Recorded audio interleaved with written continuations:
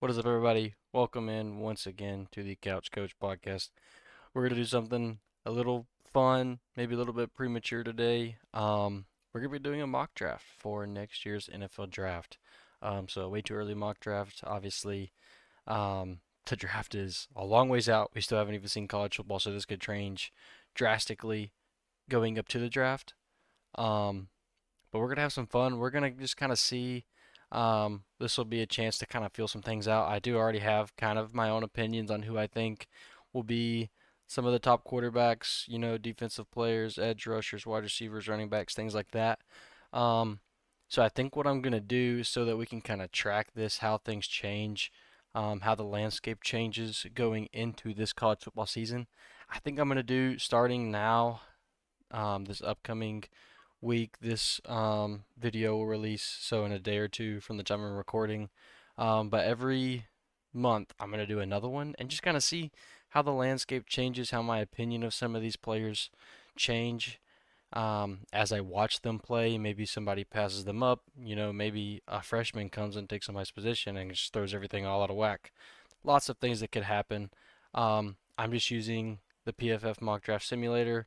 Super nice, super clean, great UI, super easy to use. You can even get a lot of the statistics that they show here. If you check these little Outlook boxes, if there's someone you have some questions about, you can use this and it helps a lot.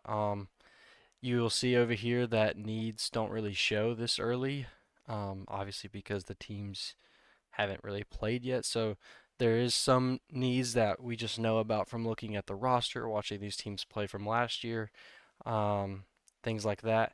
But so we're gonna be kind of we're gonna be very early on a lot of these things. So maybe your opinion differs completely. Maybe we're right in line with each other. Who knows? Um, and this big board right here. Oh, I did not mean to click on Jeremiah. This big board that you see here on the right, this is not my personal big board. This is just the one that PFF throws out there. I am kind of working on my own right now, and I hope that it comes out like right as the college season starts. So then, right as the college season ends, I'll be able to adjust that and kind of move forward with those things. We're gonna jump right in, and this draft order. So this is just what PFF has everybody projected to draft at these positions. So this will be fun. Arizona's up first. I don't think anybody really objects to Arizona getting the first overall pick. Maybe Miami. Between those two teams, somebody's going to have it. This is obviously a need at quarterback. In my opinion, there are three different picks you can make here. And before this season starts, I think there's two glaring picks that you would want to make here, and one that, the Cardinals have shocked us in the past on draft night, so maybe they do it again. I feel like it's got to be clearly between Arch Manning and Dante Moore. Julian saying, love the guy as a prospect, love the guy as a player. Watching him play at Ohio State has been super fun. But my knock on Julian saying is that he's played with just like the best of the best every year.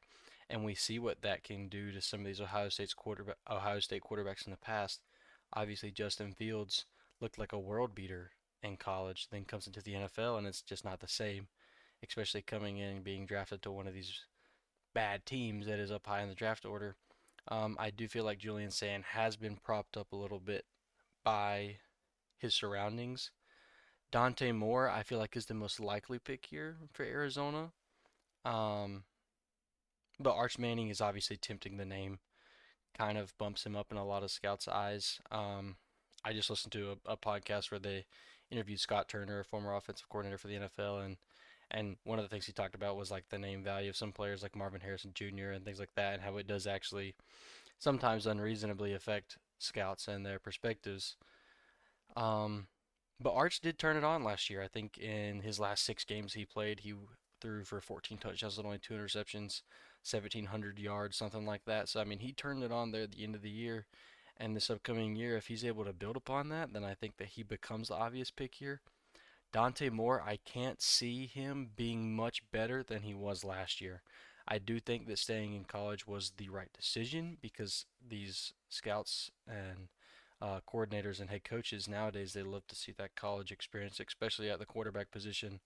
A certain amount of starts does kind of can be a signal flag on quarterbacks around that 21 to 23 college starts area. But I think I am going to play the upside here. This is kind of projecting that he will end up having a better season than Dante Moore, but I do think that Arch Manning will be the number one pick in next year's NFL draft. Once we get past like the top 10ish, I'll start moving a tad bit faster. These earlier picks I did want to kind of talk about a little bit more and kind of explain my reasoning, my thoughts behind them. We have Miami here. Now this one's interesting because most people would say that Miami needs a quarterback. Um, they signed Malik Williams to a multi-year contract, and I personally do not feel like Malik Willis is the answer in Miami. I think that he's already got years under his belt. We've seen him play before. It doesn't exactly work out. He's great in the running game, but can he be a franchise quarterback for you? Um, I don't know. And with this new coaching staff coming over from Green Bay, they did bring Malik Willis with them, but if they see this year and it doesn't go as they plan, do they move on? I think they do move on. I think they're going to go with Dante Moore here at the number two spot. The Jets obviously need a quarterback. They traded for Geno Smith this offseason, and now he's dealing with some off the field issues. So who knows? Maybe we even get to see a little bit of Klubnik this year before. And not to say that Klubnik couldn't be the answer. I don't think that he will be the answer for them at quarterback. Um, I think the Jets are going to go with a quarterback here. I don't see them finding their answer in Cade Klubnik. I think that they go with Julian Sayin. He's very young um, for the amount of experience that he has. He's played at Ohio State, a very pro level program. Obviously, we see players come out of this program and we see them thrive very often. I just talked about, how sometimes the quarterbacks don't exactly work out. But we do see pro potential come out of this program at pretty much every position. Um, Most heavily, obviously, the wide receiver position, but also edge rushers, defensive guys, some running backs in the next year or two, I think, will come out of Ohio State. And we saw, Travion Henderson and Judkins a couple years ago. They produce talent. I think that Julian Sayin, after 2 full years in the system, will be worthy of a top three draft pick, and the Jets will find their answer here in Julian Sayin. This is very interesting, okay, and I have to play the hand that I'm dealt with this. Obviously, I personally don't feel that the Raiders will be here at pick number 4. I feel like they'll win more games than a couple of these teams below them. But this is what they are projected as. I personally don't think that they'll be here. It could very well be. Maybe they don't let Fernando Mendoza play the whole season with the hopes of having a higher draft pick, bettering the starting cast around Fernando Mendoza before they let him start. I don't think that that would be a bad idea, but I just don't think with a guy like Fernando Mendoza you can sit him a whole year without completely blowing up your fan base. The the uproar that would come out of that Raiders fan base would just be huge if they went the whole year without starting Fernando Mendoza. I think he does come in and start early enough that they do win more football games than a team like Cleveland or Carolina, even New York. I don't think is going to win that many football games this year. I think realistically we'll see the Raiders around pick number 6. But if you are here at number 4 and you're the Raiders and the teams in front of you go quarterback, you have to go Jeremiah Smith. There's like no other answer here. They're one of their biggest positions of needs right now is wide receiver. You've got Trey Tucker, Jack Besh. Obviously, you have Brock Bowers, who's a great talent, but you do need that true wide receiver one on the field to demand that. Because right now, Brock Bowers, he still produces, and he's the only threat on the field that any defense really has to worry about. So you pair Jeremiah Smith with Brock Bowers. You brought in Genty last year. If this is how it works out for the Raiders, I almost said Oakland. If this is how it works out for the Raiders and you're able to draft Jeremiah Smith here at number 4, then you probably, your draft grade, the way people perceive this pick will be, the Raiders will be looked at as a good football team. Now, obviously, they're in a hard division, so that does affect things. But I think they would win a lot of games in the future if they're able to combine that starting cast between Mendoza, Genty, Bowers, and Smith. So we're coming at number 5. They have quarterback as a need here. I absolutely agree. If you think that Shooter Sanders is the answer at quarterback, then I think you might be a little crazy. Um, Now the issue is here, there's not another quarterback that you could say is really worthy of a top five pick. As of right now, could somebody show up? Absolutely, somebody could make themselves known. Um, as far as the quarterbacks that they have left here that would be worthy even at all of a mention, we have Drew Mestemaker, the transfer from North Texas, C.J. Carr in his second year starting at Notre Dame. Brendan Sorsby will be eligible in this draft, but he's not going to be playing football this year, so that might really affect things. Sam Levitt, Darian Mensah. I think that Darian Mensah is a guy that's going to move up the board a lot. C.J. Carr as well. Drew Mestemaker, in my opinion, is a big wild card. Obviously, we saw him produce at a very, very elite level last year, but that was at North Texas. So let's see it at Oklahoma State. And then I'll give him the benefit of the doubt. And maybe he can even make himself one of these top five guys. As of right now, I just don't think the quarterback at number five would be the way that Cleveland has to go here. I think you just have to draft the next best elite talent. Is edge rusher the right move? I don't know because you just traded for Jared Verse and you've got kind of one of the more premier guys at the position, a young guy. You can't really ever go wrong with two edge rushers. That's not a terrible thing. You have Mason Graham, won Defensive Rookie of the Year last year. Carson Schwessinger. I mean, you just have all this talent on the defensive side of the ball. You really need a quarterback, but there's just not one here for you. If this was how it works out in real life, I could totally see the Browns trading out of this position. But as of right now, if they have to stick and pick, I think they go offensive line here. Just beef with the offensive line so that way at pick 32, which they do have in this draft, you can draft one of these other quarterbacks. And truthfully, these quarterbacks here on the board, obviously apart from Brendan Sorsby and Sam Levitt, in my opinion, C.J. Carr, Drew Mestemaker, and Darian Mensah project and seem to be like they could be starting franchise quarterbacks for a team. Um, but as of right now, I'm going to go offensive tackle, and so this is going to be hard for me between Carter Smith and Trevor Goosby, even a guy like Jordan Seaton. But I think I'm going to go with Goosby here over Carter Smith. Tennessee, man, Tennessee, a team that seems to be building in the right direction. Cam Ward, the first overall pick 2 years ago, and then Carnell Tate this last year. So Cam Ward has his wide receiver one. What does he need now? Protection. I think that he needs protection. He just, I mean, you saw it last year. Cam Ward, he does have a tad issue, maybe holding onto the ball a little bit too long. But if he had some more protection, he might not have to do that. Um, so we're going to go back to back offensive tackles here, and Carter Smith will be their pick.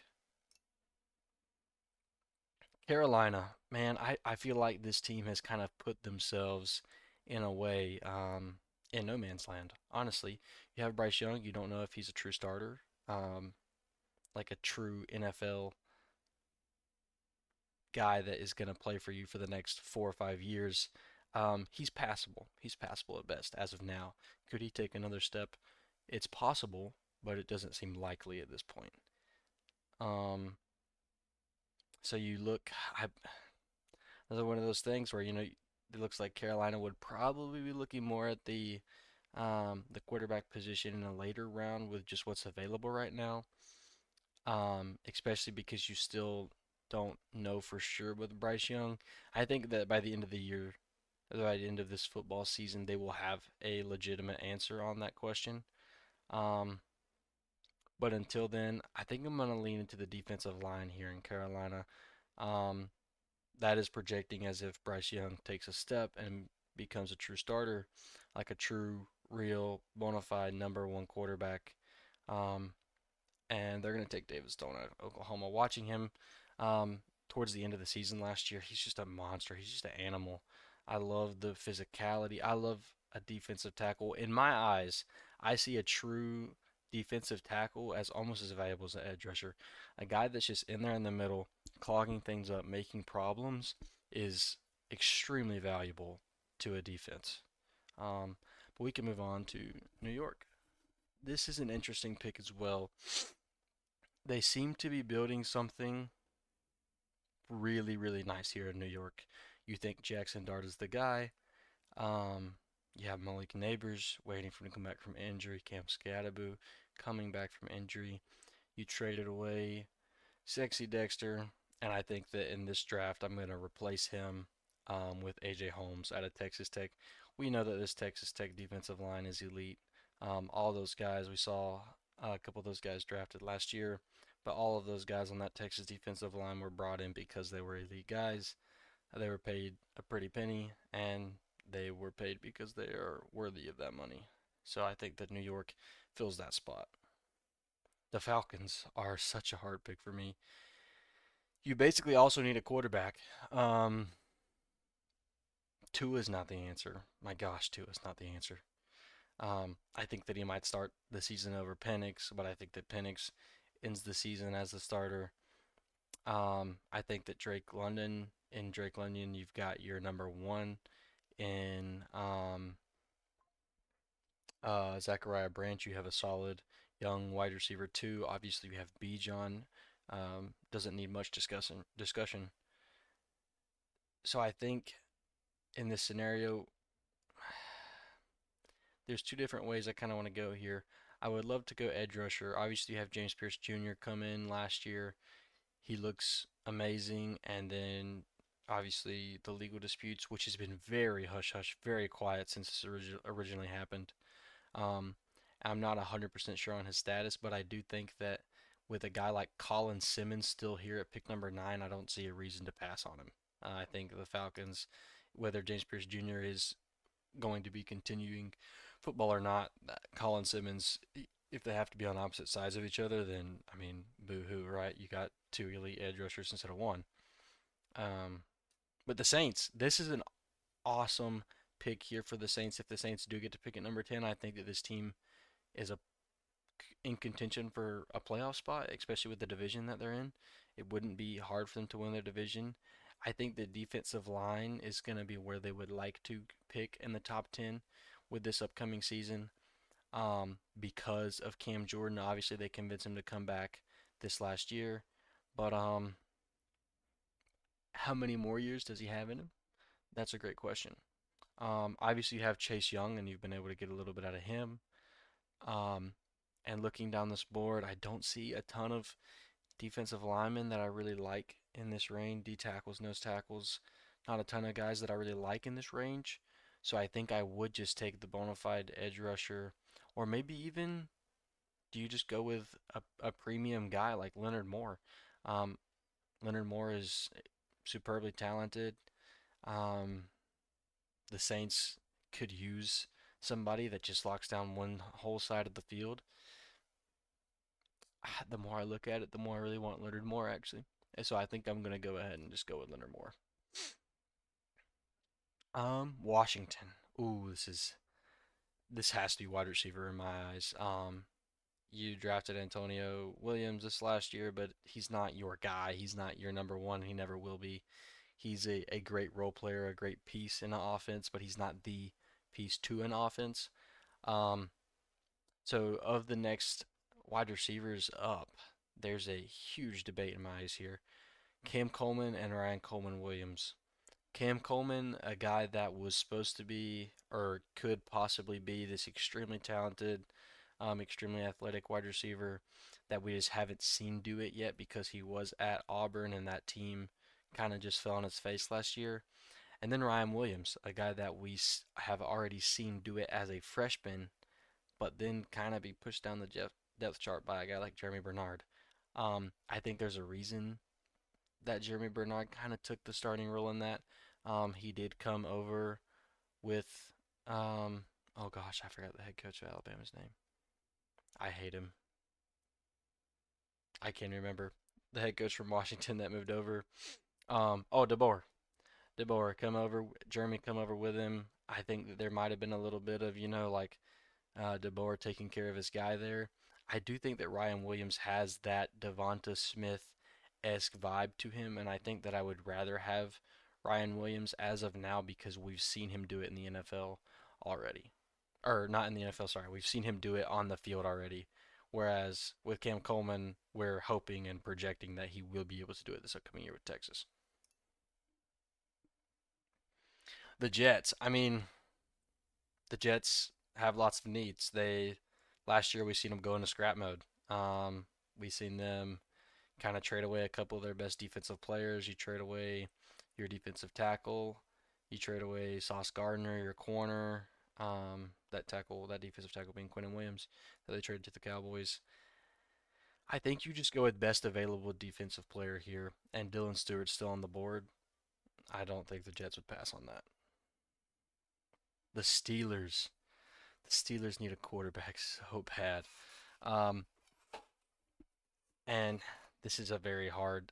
There's once again, are any of these quarterbacks worth reaching here at the number 13 spot? In my eyes, truly, there's only one. But I don't think that Pittsburgh does that here at the number 13 spot. Obviously, we seen the Rams reach at pick number 13 last year for Ty Simpson. Um, Man, this is hard because Aaron Rodgers has announced that he's retiring, and you have Drew Aller and Will Howard sitting there behind him, probably both wanting their turn. They both, Drew Aller's obviously a project. Will Howard is just doesn't seem like he's going to become the guy. I just can't see Will Howard doing that. In realistically, I wouldn't be surprised if this pick gets traded. Maybe they drop a couple of picks, so that way it makes a little bit more sense for them to grab one of these quarterbacks while also still retaining some capital. But I'm not. I don't think I'm gonna do any trades in this, so that way it kind of keeps everything from getting a little crazy. I just with this quarterback class, I don't know if it's worth reaching that far. They're obviously extremely elite, and there's more guys than this. Obviously, like PFF won't even let you draft into the second round yet. It's so early that you can't really do that yet. But these are just the guys that they have so far. I'm pretty sure they only have like the top 100 players put on their big board so far. Um, so in that case, I think that the Pittsburgh Steelers. Hmm, I'm between Ellis Robinson here and Caden Green. Cam Coleman could be possible here. You did trade for Michael Pittman, and you have DK Metcalf there. You also drafted Jeremy Bernard the year before. Wide receiver could be on the board here for them if they feel like they're going to have a quarterback that's going to provide for them in that year. Then that could be something that they go with. But I think that they go with offensive tackle here, and the next best up on the board, in my opinion, is Jordan Seaton. Um, Super excited to see that whole LSU team play this year. The Vikings, man, the Vikings. This is a team that's like kind of in limbo, right? You have a solid supporting cast. Obviously, you have Justin Jefferson, elite wide receiver. You have a solid defense. You just haven't figured out that quarterback spot yet.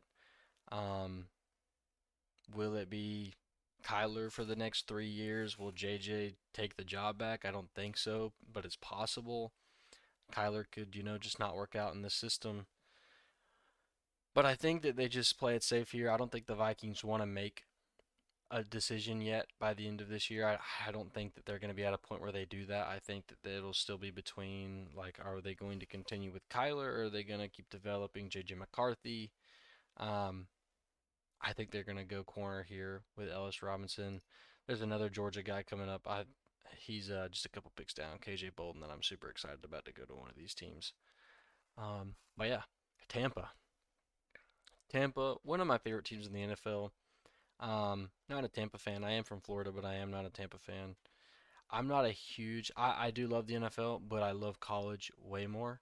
Um, I'm a Chargers fan when it comes to the NFL, and they probably won't be picking very high this year. They'll probably have a pretty low pick. But anyways, back to where I was with Tampa. Tampa does not need a wide receiver in this situation. Obviously, they have a solid offensive line. Caden Green here, I don't think would be the best value for them because you have a guy like Tristan Wirfs. KJ Bolton, I think, would be a great pick for this Tampa defense. This is, an offense that has all the right pieces. Just has to get them all healthy and together and firing on all cylinders, and they'll be completely fine on offense. I think continue bolstering defense. Um, and that is the way that Tampa should be building right now. The Jets. Here is a team. Yeah, I mean, you just almost can't go wrong. They have. Will it show me my past? Yeah, it'll show you the past picks right here. So we picked at number 3 with the Jets, Julian Sands, so they get their quarterback. At pick number 12, we get Dylan Stewart. And here we are at pick number 16 with their third pick. I think you just go for another one of these premium positions. You have all this draft capital with the ability to, really compete this year. I think Julian Sand and Dylan Stewart kind of bring you into the conversation um, as a solid team. If you just put everything together right and you have good coaching, this could be a team that wins some football games. So protect your rookie. I think Caden Green could be a great pick here for the Jets. Chicago, obviously not in need of a wide receiver right now. Luther Bird and Roma Dunze, they've got their guys. Colston Loveland, they've got their guys. What Chicago needs is a defense, and obviously we're looking a year out, so there could be a billion things that happen in the season. But I think they look on the defensive side of the ball, and they go Mateo Ugalele, edge rusher out of Oregon, bolster that defense. Jacksonville, not also another team that I don't see being in need of a wide receiver. Brian Thomas Jr., Travis Hunter, Parker Washington. I mean, you have no lack of wide receiver talent on your roster. Um, but defense, definitely something that you could continue to build on. Um, you let a guy like Josh Hines Allen walk out the door this offseason. Um, I think at the end of this year, they're looking towards the future with um, Ben Johnson. Sorry, not Ben Johnson. Um, I've done completely forgot the name of the Jaguars head coach. Liam Cohen. Man, I'm struggling with these head coach names today. Um, this team could be very, very dangerous in the next 3 years, and I think having a corner that can shut down one side of the field helps you a lot here. Kelly Jones out of Mississippi State would be a great addition to this Jaguars defense. The Houston Texans, man, this is just a team. I think there's only one obvious answer here, right? And it's offensive line. Their defense needs no help from where they're at. Obviously, you believe you have your guy at CJ Stroud. If he can, kind of get back to what we saw him do as a rookie. But the Ohio State offensive tackle, Austin Serevold, seems to be the pick here that would make the most sense for the Texans, seeing that they need that offensive line help so badly to protect CJ Stroud. The Broncos. Broncos, also another team in no need of wide receiver, a team with a very solid defense. In a case like this, where Denver feels like just such a complete team, they have a great offensive line, great weapons. Um, your running backs are Jonah Coleman, J.K. Dobbins, R.J. Harvey. I think that Denver's in a position to kind of go with one of these more like fun picks. So getting away from these high value positions, I think that Ahmad Hardy is a great pick here. They drafted Jonah Coleman very late last year, but Ahmad Hardy is just light years above all those guys as far as a rushing talent. He doesn't catch passes for you, but you do still have R.J. Harvey on the roster, and he can catch passes. Sean Payton likes the rotation better, anyways. So I think Ahmad Hardy would be great for Denver. One of the few teams in a position to pick a running back in the first round. The Bengals, we want to keep building that defense. Obviously, they trade for Sexy Dex, and they get a solid piece. He's obviously a little bit on the older end, but I think he still has a good few years left in him. Continue to build on the defense. We're going. I cannot pronounce his last name, but Kingston is how I say his first name, and I hope that's right. I would attempt the last name, but I would probably butcher it, and I don't want to offend anyone with my pronunciation of that name. But the Bengals continue to build on their defense. The Patriots, I think, a perfect team to be picking a guy like Cam Coleman, depending on how this year ends up going. Obviously, you have Romeo Doubs at wide receiver 2. A.J. Brown is an elite wide receiver, but a tad bit on the old side or getting to that older age, especially with the rumors about the knee. I think that Cam Coleman fits perfectly in Boston. The Eagles. This just falls too perfectly in my opinion. A year out from losing AJ Brown, you're here at pick number 23, and KJ Duff is here. I mean, let me just show you something really quick. And for the guys listening through the podcast side of things, KJ Duff is 6'6", 225. This guy, if you go watch him, watch any of his film, he's an absolute problem for anybody that is trying to cover him. You get your big guy back, and you have Devonta Smith still and McKylem, and I think that trio of wide receivers could be a very, very big problem for any defense trying to cover that trio. This is my team here, the Chargers, and I've thought really long and hard about this pick because you want them to pick like one of the fun positions, someone cool, like someone exciting. But I just don't think that that is necessarily a need. We have our running back, we have Ladd, QJ, obviously Herbert. We're not going to need to get rid of quarterback anytime soon. Our offensive line is sound if they can keep those guys healthy. Defense, top eight-ish defense in the NFL. I think they finished number 8 overall in um, defensive or points allowed per game last year. So I think you just stick to the defense here. You can never go wrong on defense. They drafted Akeem Mesidor this last year. Looking into next year, I say we continue to grow our defensive line with Amari Washington out of Oregon. Green Bay, another team that just needs to keep building that defense. I think edge rusher is the obvious pick here for me. Damon Wilson was sitting behind obviously Akeem Mesidor and Ruben Bain. We know that Miami produces those elite edge rushing and defensive line talents. They're just Miami in the trenches. It pains me to say it as a Florida State fan, but they just do the trenches right. Um, so pair up Damon Wilson with his old teammate. Oh, we're at the Cowboys now. I was about to pair Damon Wilson with Akeem Mesidor on the Chargers. I completely forgot that I already picked. But Damon Wilson on the other side of Malachi Lawrence isn't that bad either. So Cowboys go with the edge rusher. Kansas City. I mean, where's the next best wide receiver? Because they just don't have a guy, obviously, other than Rashee Rice. But I don't think they plan on retaining him after his contract expires. There is a wide receiver that I really like, though, and that I think could be at the end of this year a little bit higher on this big board. I think that Deuce Robinson out of Florida State, obviously, I've had a really good eye on him and I've watched him play. So great in contested catch situations and surprisingly good at separating for his size. Another one of these really big guys. He's 6'6", 230. I mean, he's got all the physical traits that you look for, all the traits of a leader. I wouldn't be surprised if Kansas City get their guy here in Deuce Robinson. San Francisco, this one, very excited for this pick.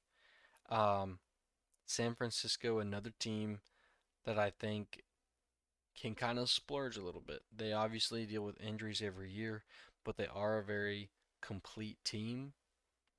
George Kittle's getting on the back end of that, that career. This is my number one. I have a 1A, 1B tandem for top tight end in this upcoming year, and it's Jamari Johnson in Oregon and Trey'Dez Green. Trey'Dez Green gets the advantage, in my opinion, because of the size. Another one that I'll just show you really quick. This guy's 6'7", 240 pounds, and he just moves so fluidly, so smooth. Um, I think that San Francisco has the opportunity here to have this guy come in, maybe learn behind Kittle for a year. Um, he's just it's hard to pass up on a guy that's 6'7", 240 pounds, and moves the way he does. I'm gonna go with Trey'Dez Green here to San Francisco. The Lions, another team that I think just keep working on that defense. Jackson Benny is gonna be my pick here at 28 for the Lions. These last couple picks here, I'm gonna slide through them. The Seahawks obviously aren't missing much from that defense or that offense. Um, Hmm. Very, very hard pick here because I have a couple buddies that are Seahawks fans, and I listen to him talk about what he thinks the team needs. And so I'm kind of thinking about those spots. Um, I would love to go corner here. Jamari Sharp being that next guy up according to the PFF big board. I think I'm going to go with Jamari Sharp. The Bills, edge rusher. Please, we need an edge rusher bad. We need an elite edge rusher on this team. Please get Josh Allen some help on the defensive side of the ball. He does everything he can every game to score for that team, and that defense just does not do them justice. The Ravens, man, this is a fun pick as well because this team just has so many different things they could do. Um, my personal pick for this team is to just stick with the offensive line. You know, Lamar is getting a little bit older every year, obviously, but he's also dealing with these soft tissue injuries almost every year. You can never go wrong with an offensive lineman out of Iowa. But I think here instead of Trevor Lauk, I'm going to go with the interior on Cade Piper. Here we are with Cleveland again. We talked about them earlier. They picked up Trevor Gooseby, the offensive tackle, to protect their rookie quarterback. In my opinion, if there's any other quarterback going in the first round of this draft, as of right now, I believe it has to be CJ Carr. Um, in my personal opinion, I think he'll end up a lot higher on this list whenever the draft actually comes around. But here we go. This is my first round mock draft. Obviously, like 10 months early, way too early mock draft. I'm working on something really fun right now. Um, for it's a couple episodes down the road, but this was something I thought I could just do kind of fast. I've been doing a bunch of mock drafts recently, anyways, getting ready for the college football season. I thought, why not record one of them, kind of solidify something in stone, so that way I can do it periodically as the season goes on and just kind of see how everything changes and progresses. Um, I do think that if anything changes incredibly drastically, it will be the quarterbacks. And by that, I mean like quarterbacks moving up into the first round. There are plenty of teams in need of quarterback. Maybe these wide receivers shifts a little bit. There are a couple of wide receivers like a Brian Wesco that could move up.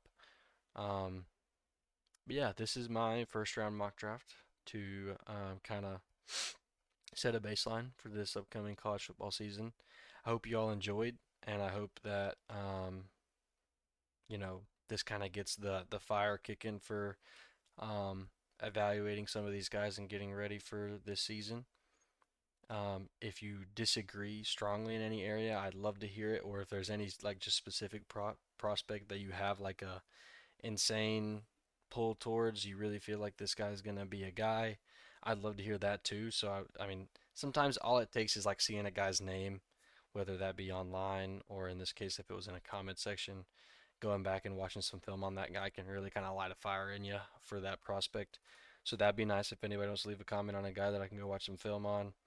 Um, but yeah, like I said, some cool stuff coming in the future with college football starting up soon. But um, super excited to be able to do this with y'all. I hope that anybody listening will leave a comment, like, follow, share with your friends. Get them in here, get them listening, talk some ball, and I'll see you guys later.